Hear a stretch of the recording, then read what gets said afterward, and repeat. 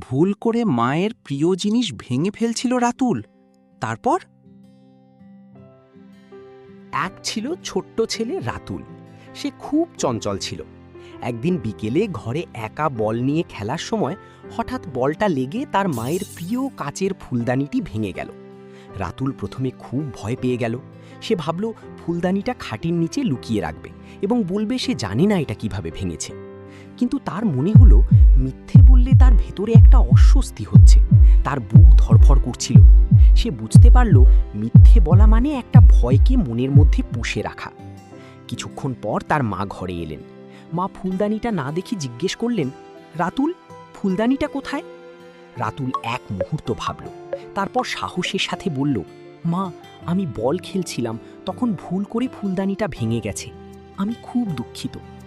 রাতুল ভেবেছিল মা হয়তো খুব বকবেন, কিন্তু মা তাকে বকা না দিয়ে জড়িয়ে ধরলেন এবং বললেন, ফুলদানিটা ভেঙেছে বলে আমার খারাপ লাগছে, কিন্তু তুমি যে সত্যি কথা বলেছ তাতে আমি তোমার উপর অনেক খুশি হয়েছি।